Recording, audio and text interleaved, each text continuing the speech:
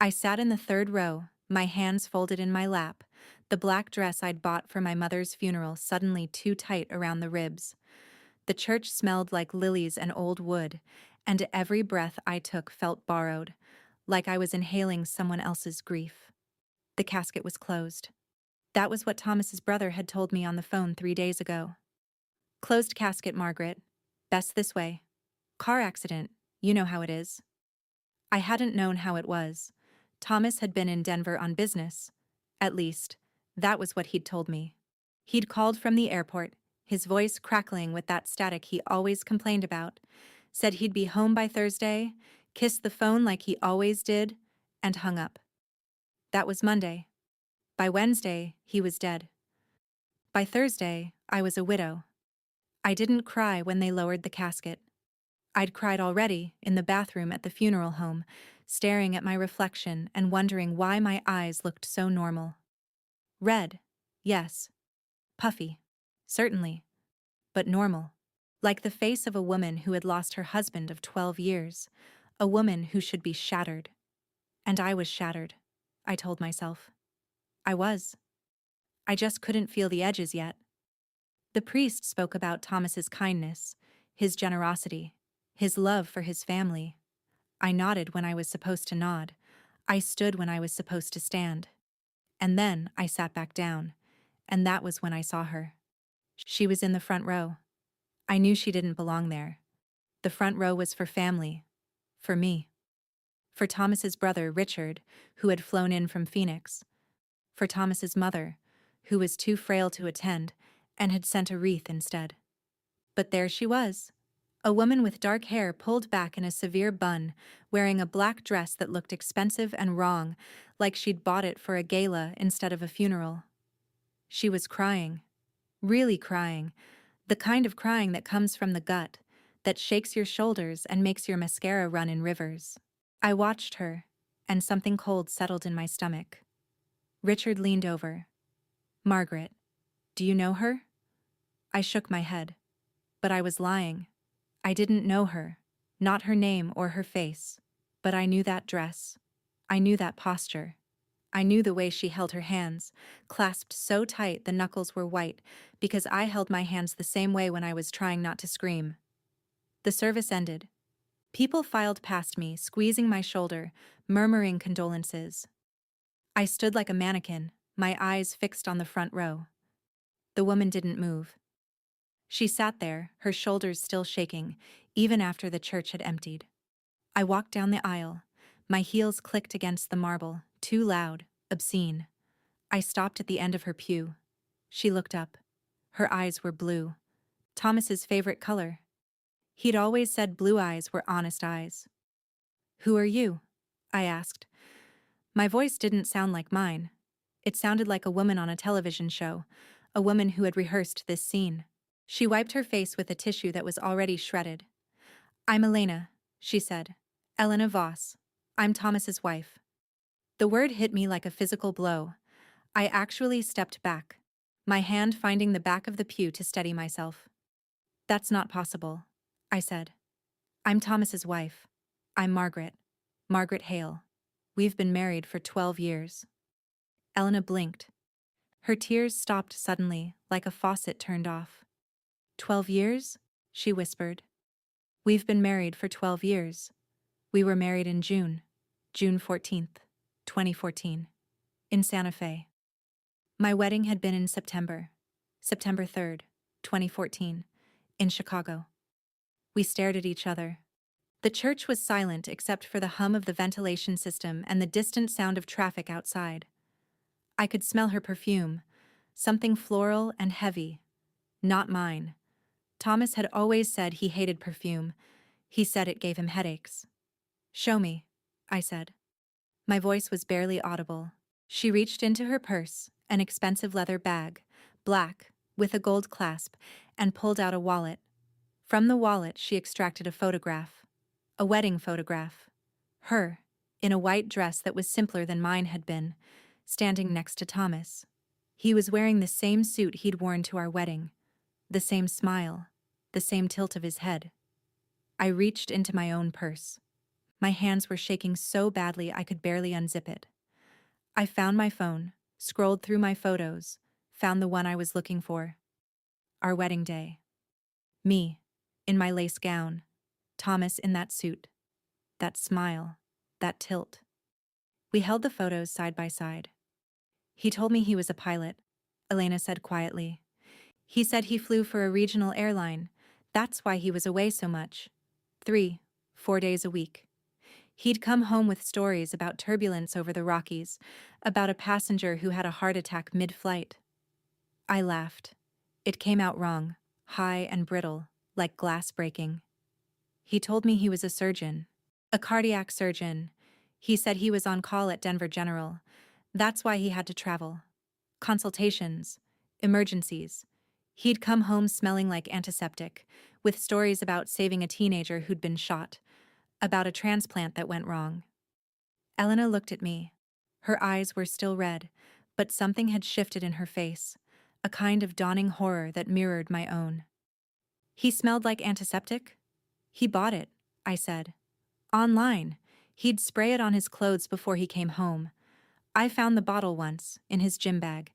He said it was for the gym, for disinfecting equipment. He bought pilot wings, Elena said. Online too, I guess. He had them pinned to a jacket. He'd wear it sometimes, around the house. I thought it was sweet. I thought he was proud of his job. We sat there, side by side, in the front pew of the church where we had both come to mourn the same man.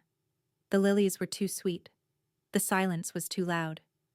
He died in a car accident, I said. In Denver. That's what Richard told me.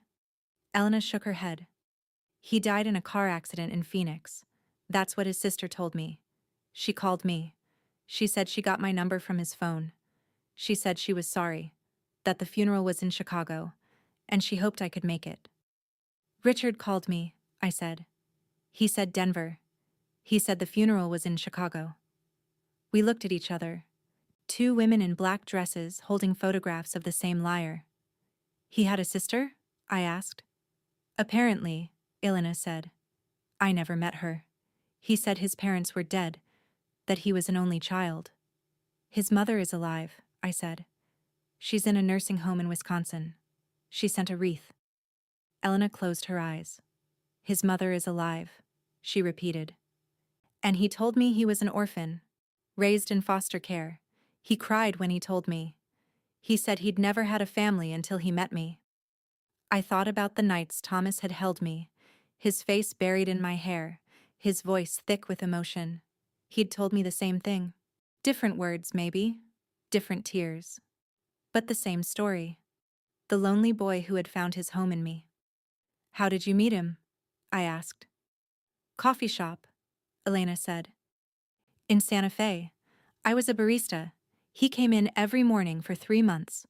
Always ordered a black coffee. Always left a $20 tip. One day he asked me out.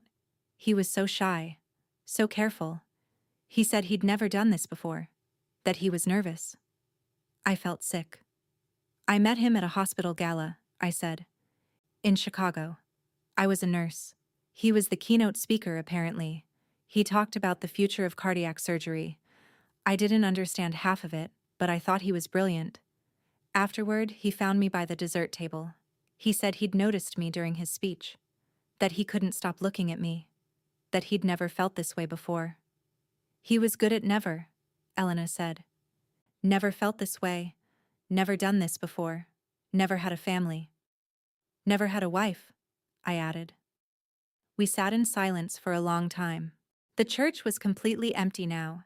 Even the priest had gone. The lilies were starting to wilt, their petals dropping onto the floor like snow. I don't know what to do, Elena said. I came here to say goodbye, to bury my husband, and now I find out he was never my husband. Not really. Not legally. Because you were his wife. You have the certificate. You have the legal standing. I have... what? 12 years of lies? A wedding photo with a man who doesn't exist? I looked at her ruined makeup, at her expensive dress, at her hands that were still clasped so tight the knuckles were white. I thought about what I should feel. Jealousy, maybe. Rage. The urge to scratch her eyes out, to scream that he was mine, that she was nothing. A footnote. A mistake. But I didn't feel any of that. I felt tired. And I felt something else. Something that was warm and dangerous and completely unexpected. Relief. I don't want to fight you, I said. I don't want to prove that I was the real wife and you were the fake one. I don't want to stand in a courtroom and argue over who he loved more, because he didn't love either of us. Not really. He loved the lie. He loved the game. Elena opened her eyes. She looked at me, and I saw the same relief there, mirrored, like our wedding photos. What do you want? She asked. I want to know the truth, I said. All of it. I want to know who he really was, where he really went, what he really did. I want to know if there are more of us, more wives, more lives. I want to know how deep this goes. Elena nodded slowly. And then? And then, I said, I want to make sure he doesn't get away with it, even dead, even in the ground. I want to make sure his lies die with him, that we get what's ours, that we get justice, whatever that looks like. Elena was quiet for a moment. Then she reached out her hand. I looked at it. Her fingers were long and thin, with a silver ring on her middle finger. Not a wedding ring. Something else. A gift, maybe. From him. I took her hand. Her skin was cold, but her grip was firm. Okay, she said. Let's find the truth. We started with his phone. Richard had given me Thomas's belongings after the funeral. A duffel bag with his clothes, his wallet, his watch, and his phone. The police had cleared it, Richard said. No evidence of foul play in the accident, just a single car crash on a desert highway. Thomas had lost control. The car had rolled. He'd died instantly. The phone was locked with a passcode. I tried our anniversary. September 3rd. Oh, 9:03. Nothing. I tried Elena's. June 14th. 0614. Nothing. Elena took it from me. She tried 0000. 1234. The last 4 digits of his social security number, which she knew because she'd filed his taxes for 12 years. Nothing. Try the date he met you, I said. She looked at me, confused. The coffee shop? I don't know the exact date. Approximate. She tried March 15th. 0315. The phone unlocked. We stared at the screen. The wallpaper was a photo of a beach. Not a beach I recognized. Not a beach Elena recognized. White sand, turquoise water, a sunset that looked too perfect to be real. Where is that? Elena asked. I don't know, I said. But I intend to find out.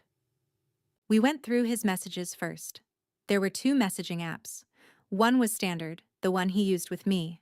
Sparse, business-like texts. Running late, love you. Flight delayed, see you Friday. Miss you. The same phrases, recycled, for 12 years. The second app was encrypted. Signal. He'd used it with Elena too, apparently, but only for the first year of their marriage. Then he'd switched to the standard app, told her he'd deleted Signal, that he didn't need secrets anymore. But he hadn't deleted it. The app was full of messages. Hundreds of them. Going back 12 years. And they weren't to Elena. They were to a woman named Claire. Who's Claire? Elena asked, her voice tight. I scrolled through the messages. They started in 2014, the same year Thomas married me, the same year he married Elena. Claire. Miss you already. When will you be back? Thomas. 3 days, my love. Just a consultation in Chicago. Then I'm all yours. Claire. You said that last time. Then it was Denver. Then Phoenix. I'm starting to think you have another woman. Thomas. Never. You're the only one. You know that. I'm doing this for us. For our future. I scrolled down. The messages continued for years. Trips to Chicago, trips to Denver, trips to Phoenix, trips to places I didn't recognize. Austin, Nashville, Seattle, and then, in 2018, a new name. Thomas. Sarah, my love. I'll be in Nashville for a week. The conference. I know it's hard, but think of the house. We're so close. Sarah. I miss you. The kids miss you. Tommy asked when Daddy's coming home. Thomas. Soon, baby. Soon. I love you all. I stopped scrolling. My hands were shaking again. Kids, I whispered. He has kids. With her. With Sarah. Elena took the phone from me. She read the message, her face going pale. Tommy, she said. He named his son Tommy. Thomas Jr. He told me he didn't want kids, I said. He said he was sterile. A childhood illness. He cried when he told me. He said it was his greatest regret. That he would have loved to have a family with me, but fate had other plans. He told me the same thing, Elena said. He said he was sterile, that he'd accepted it, that we would be enough, just the two of us. We looked at each other. Two sterile men, two lonely boys, two pilots, two surgeons, two orphans, two only children. How many Thomases had there been? How many lies had he told, and how many of them had we believed because we wanted to believe them? We need to find them, I said. Claire, Sarah, all of them. We need to know how many there are. Elna nodded. And then? And then we take back what's ours, I said. He played us. He used us. He built his life on our trust, our love, our money, for 12 years. And now he's dead. And he thinks he got away with it. But he didn't. Because we found each other. And together, we're going to tear his kingdom down. We found Claire first. It wasn't hard. Thomas had been careless in his early years, before he'd perfected his system. He'd sent Claire photos of beaches, of restaurants, of hotel rooms. And in the background of one photo taken in 2015, there was a street sign, clear enough to read, Ocean Drive, Miami Beach. Elena and I flew to Miami 3 days after the funeral. We sat together on the plane, not speaking much. We'd developed a rhythm in those 3 days, a way of being around each other that was cautious but not hostile, like two animals who had smelled the same predator and recognized each other as pack instead of prey. Claire lived in a condo on Collins Avenue, a nice building, not luxury, but comfortable. We buzzed her apartment. A woman's voice came through the intercom, wary. Who is it? My name is Margaret Hale, I said. This is Elena Voss. We need to talk to you about Thomas. Thomas Hale. Or Thomas Voss. Or whatever he told you his name was. A long pause. Then the door clicked open. Claire was younger than us. Mid-30s, with blonde hair that was starting to show gray at the roots, and a face that had been pretty once, but was now lined with worry. She was wearing yoga pants and an oversized t-shirt, and she looked like she hadn't slept in days. You're the wives, she said. Not a question. You know about us? Elena asked. Claire laughed. It was a bitter, broken sound. I know there were others. I didn't know how many. I didn't know your names. I didn't know he was dead until yesterday. A woman called me. Said she was his sister. Said there was a funeral in Chicago. I didn't go. I couldn't afford the ticket. She stepped aside. You might as well come in. Her apartment was small but neat. Photos on the walls, photos of Claire with Thomas, at the beach, at a restaurant, in front of a Christmas tree. The same smile, the same tilt of the head. How long? I asked. 10 years, Claire said. We met in 2015. I was a waitress. He came in every night for a month. Ordered the same thing. Steak, medium rare. Always tipped 50%. He said he was a real estate developer, that he traveled for work, flipping houses. He was so charming, so attentive. He remembered everything. My birthday, my mother's name, my favorite flower. Lilies, Elena and I said in unison. Claire looked at us, surprised. Then she nodded, her eyes filling with tears. Lilies. He sent them every week, even when he was traveling, even when he was with you, I guess. He sent me lilies too, I said. Every anniversary, every birthday, I thought it was romantic. I thought it meant he was thinking of me even when he was away. He was thinking of all of us, Elena said, efficiently. Claire sat down on her couch, her legs tucked under her. What do you want? She asked. I don't have money. He said he was investing my savings. Some scheme. I gave him everything. $40,000. My inheritance from my grandmother. He said it was going to double in a year. That we'd buy a house together. Elena and I exchanged a look. He took your money too? Elena asked. All of it, Claire said. Every month, he'd ask for more. For the investment. For a sure thing. I gave him my paychecks. I gave him my credit cards. I'm in debt up to my eyeballs. I've been selling my furniture to make rent. He took mine too, I said. Not all at once. Slowly. For his practice. He said he was expanding, opening a new clinic. He needed investors. I gave him my savings. 200,000, my retirement fund. He took mine for his airline, Elena said. He said he was buying into a regional carrier, becoming a partner. I remortgaged my house. I gave him 300,000. I thought we were building a future. We sat in Claire's small living room, 3 women who had given everything to a ghost. The same ghost. The same lies. The same lilies. There's more, I said. I showed her the phone, the messages to Sarah, the mention of kids. Claire went pale. Kids, she whispered. He told me he couldn't have children, that he'd had a vasectomy before he met me, that he never wanted them, that I was enough. He told me he was sterile, I said. He told me the same, Elena added. Claire put her head in her hands. How many? She asked. How many of us are there? We don't know yet, I said. But we're going to find out. And we're going to find out where the money went. All of it. Every penny we gave him. Because it didn't vanish. It went somewhere. And we're going to find it. And then? Claire asked, her voice muffled. And then, I said, we're going to take it back. Together. We found Sarah in Nashville.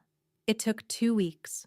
2 weeks of digging through Thomas's phone, his emails, his cloud storage.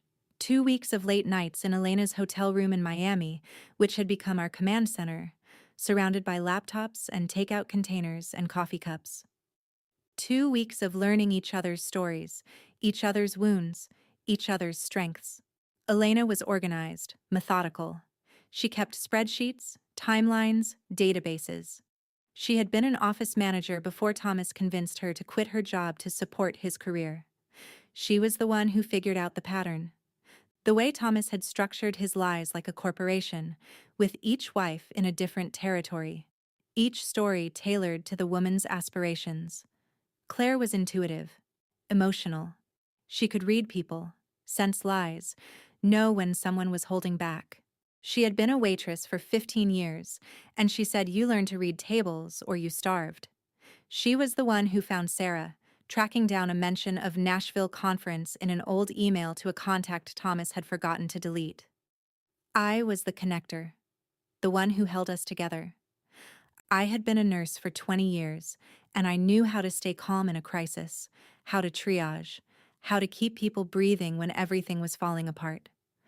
I was the one who made the calls, who knocked on the doors, who said the hard things when no one else could. We were a team. Accidentally, painfully, perfectly. Sarah lived in a suburb outside Nashville. A pretty house with a picket fence and a minivan in the driveway. She answered the door holding a toddler on her hip. A little girl with Thomas's eyes. Blue. Honest. Sarah was older than Claire, younger than me. 40, maybe. Tired in a way that had nothing to do with sleep and everything to do with waiting for a man who never came home. You're the wives, she said, echoing Claire. But her voice was harder, angrier. I know about you. He told me. Eventually. He said he was married before, but it was over. That you were crazy. That you wouldn't let him go. That he was afraid of you. He told me you were dead, I said. A car accident. He said he'd never recovered. That's why he didn't want to talk about the past. Sarah's face twisted. Dead. I'm dead. And Claire? What did he tell you about Claire? He never mentioned her, Elena said. She didn't exist. Sarah laughed, a harsh, barking sound. None of us existed. Not to each other. We were all ghosts. All stories he told to keep the others away. She stepped aside. Come in. But leave your judgment at the door. I've got 3 kids and a mortgage and a dead husband who turned out to be a lie. I don't need your pity. I need answers. Her house was chaos. Toys on the floor, dishes in the sink, a calendar on the wall covered in scribbles and appointments. But there were photos, too. Photos of Sarah and Thomas, with the kids, at Disney World, at a birthday party, at a school play. The same smile, the same tilt of the head. The kids were beautiful. The toddler, Lily. A boy, Tommy, who was 8 and had Thomas's chin. And a baby, just a few months old, asleep in a crib in the corner of the living room. Thomas Jr., the second. He was here, Sarah said, 2 weeks before he died. He said he had a conference in Denver. He kissed the kids goodbye. He told Tommy to be good for Mommy. He told me he loved me, that he'd be home in 3 days. And then he went to Chicago. To you. She looked at me. And then to Phoenix. To die. He died in Phoenix? I asked. Elena was told Phoenix. I was told Denver. Claire wasn't told anything. He died on a highway between Phoenix and Tucson, Sarah said. I got the call from the police. They found my number in his wallet. Under wife. But there were other numbers too. Other names. They asked me if I knew a Margaret Hale, an Elena Voss. I said no. I was too shocked to think. Too angry. I hung up on them. She sat down, the toddler still on her lap. He has a safety deposit box, she said.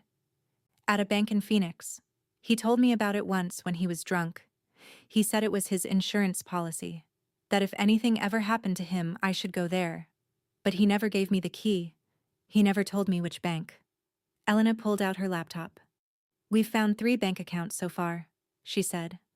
One in Chicago, in Margaret's name but controlled by Thomas. One in Santa Fe, in my name. One in Miami, in Claire's name. All emptied. All closed within the last year. But there might be more. He was careful, but he was also greedy. And greedy men make mistakes. He made a mistake with me, Claire said quietly. He used my name on a credit card application. I found it last week. A card I never applied for with a $15,000 balance, charges in Las Vegas, hotels, restaurants, a jewelry store. Las Vegas, Elena said, her fingers flying over the keyboard. That's not one of our territories. That's new. We worked through the night. Sarah put the kids to bed, then joined us at the kitchen table, poring over bank statements, credit reports, property records.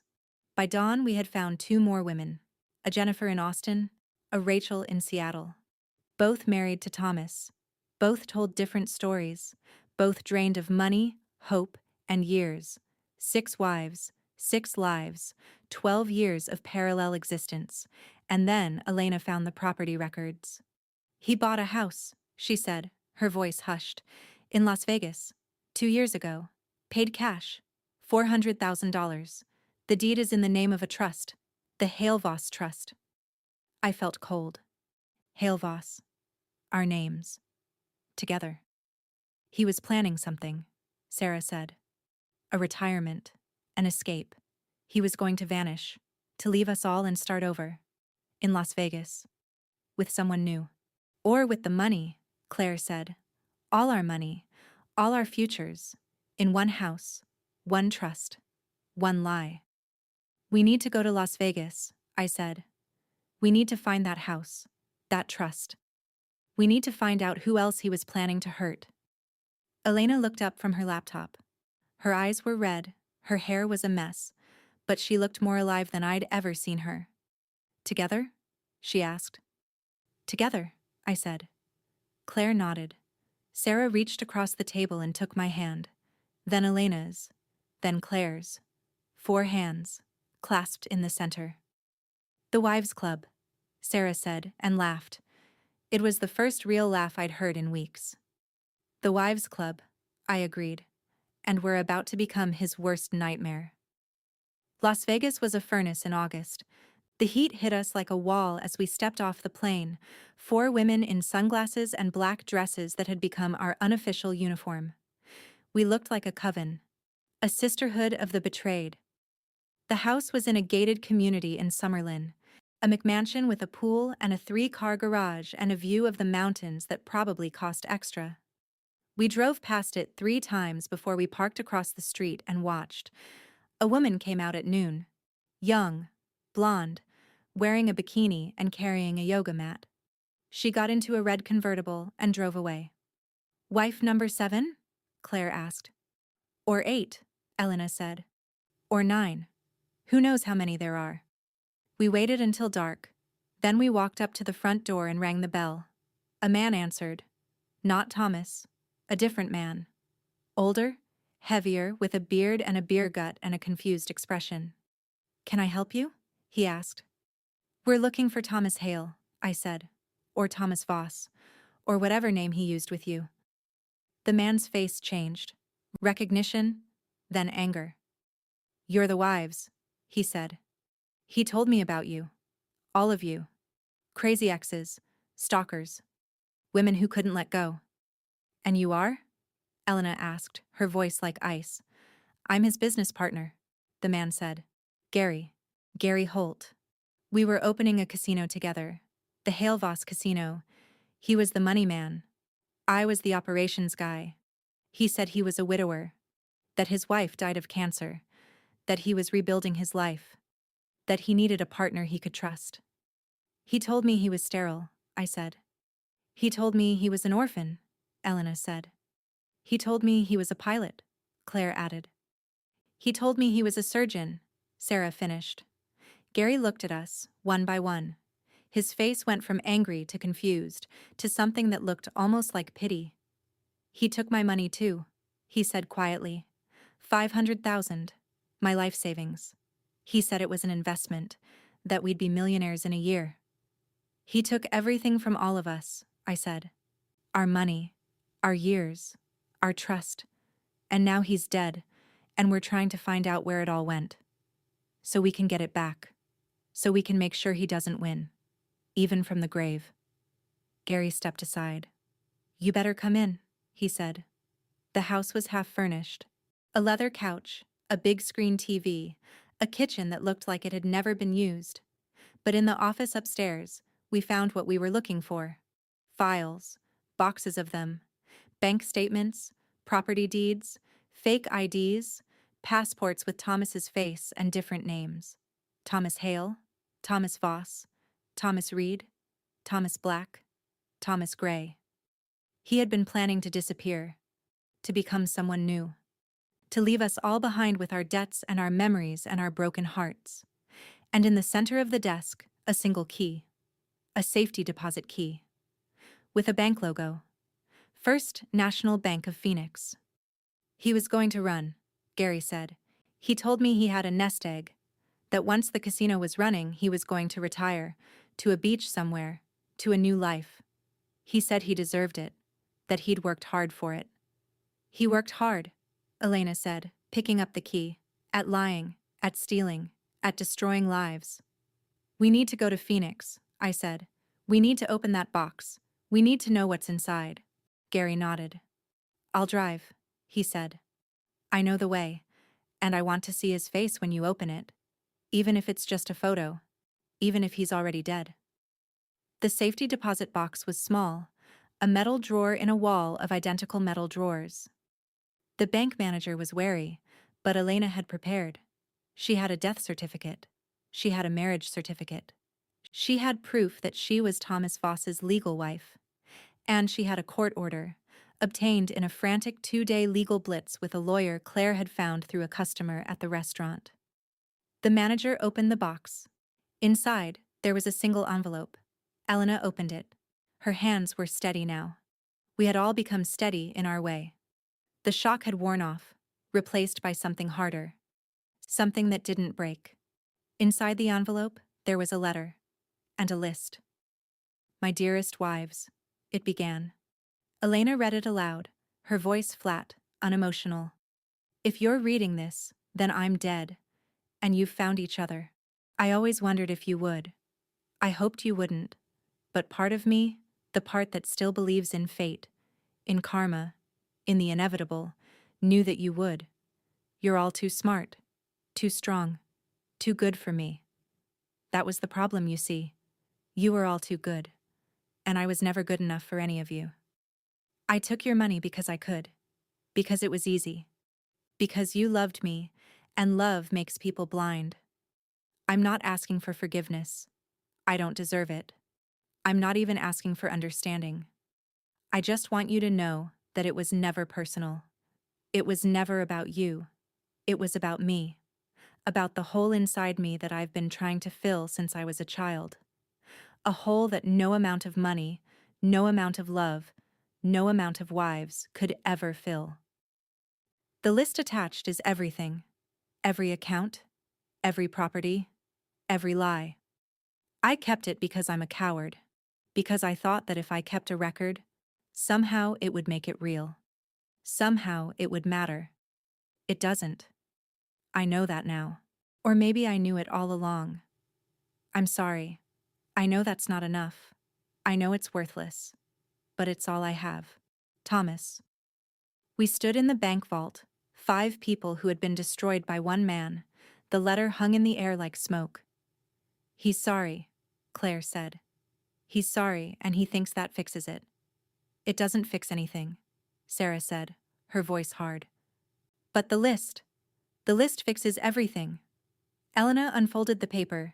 It was pages long: bank accounts, property deeds, investment portfolios, real estate in 5 states, stocks, bonds, cash, millions of dollars, hidden under fake names, shell companies, trusts that led to trusts that led to more trusts. He was rich, Gary whispered. He was actually rich. And he kept taking our money, even when he didn't need it. He didn't need it, I said. He needed the game, the lie, the power. The money was just a way to keep score. Well, Elena said, folding the list carefully, we're about to change the score. It took 6 months.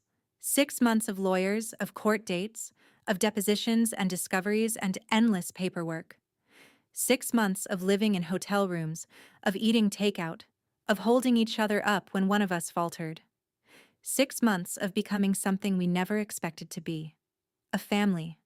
We called ourselves the Wives Club. It started as a joke, a dark humor born of shared pain, but it became real. We had a group chat.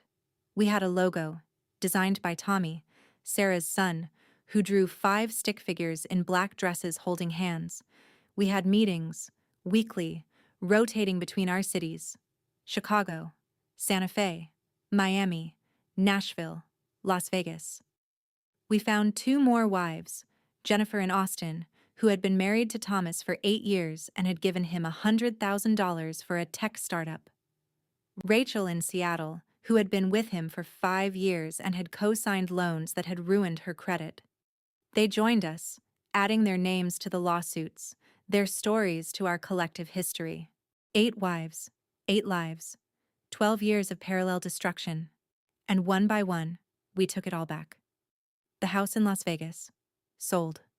The money divided 8 ways. The casino partnership, dissolved. Gary got his investment back, plus damages. The bank accounts, frozen, then released, then divided.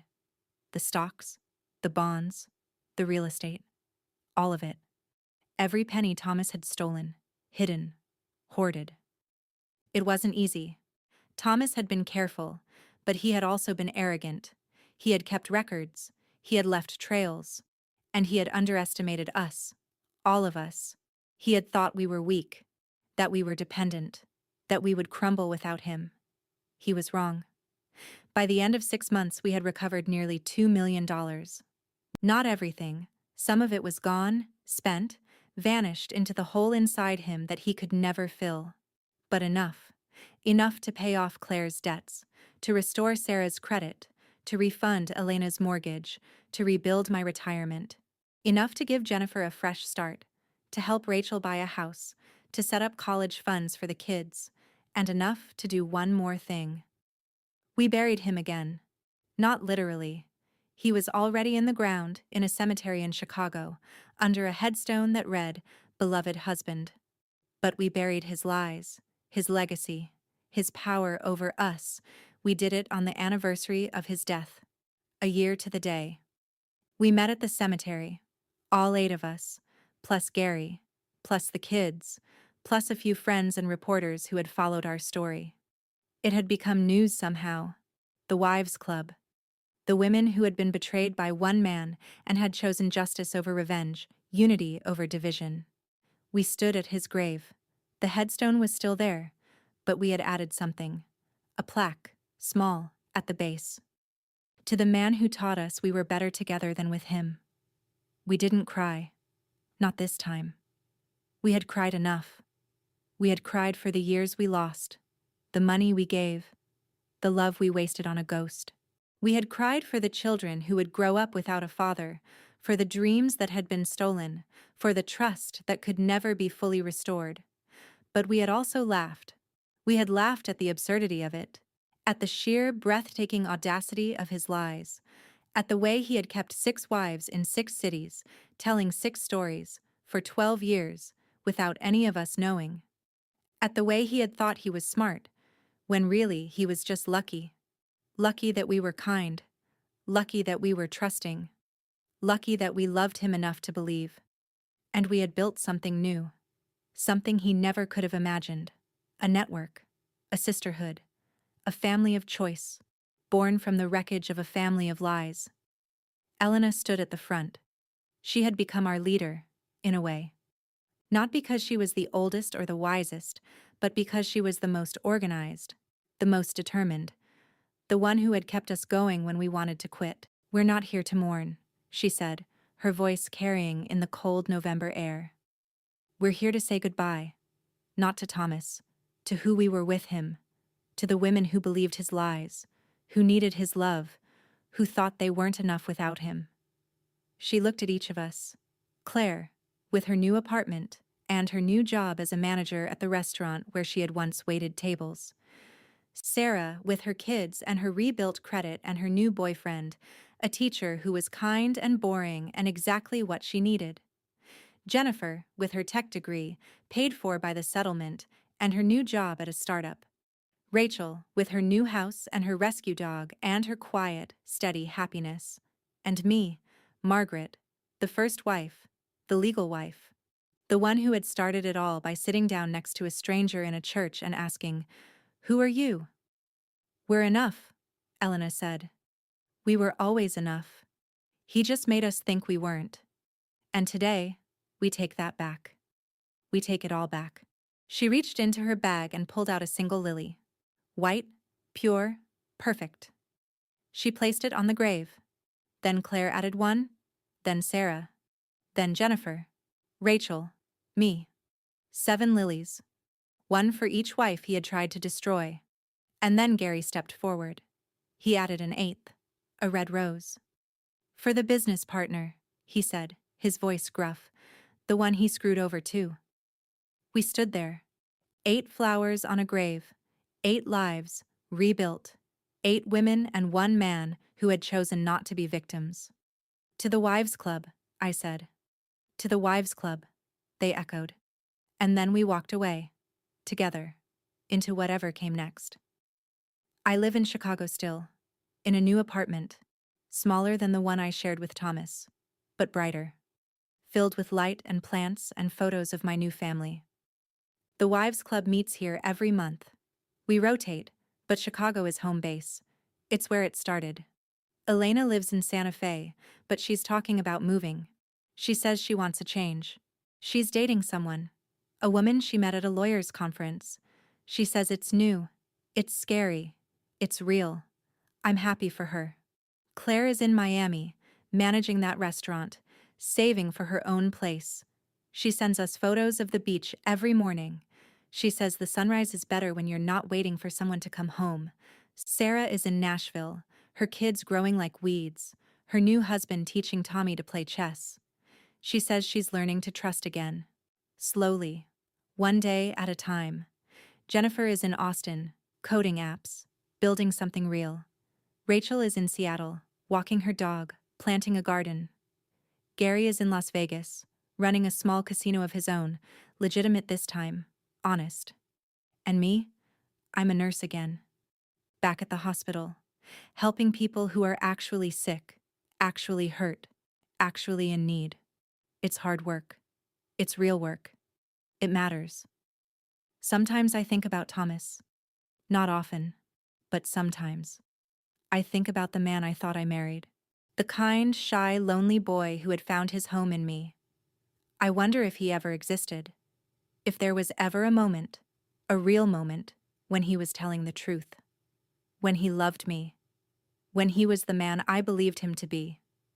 I don't know. I'll never know. And I've made peace with that. What I do know is this. He gave me something, in his twisted, terrible way. He gave me Elena, Claire, Sarah, Jennifer, Rachel. He gave me the Wives Club. He gave me a family I never would have found on my own. A strength I never knew I had. A story that became bigger than his lies. He taught us we were better together than with him. And he was right.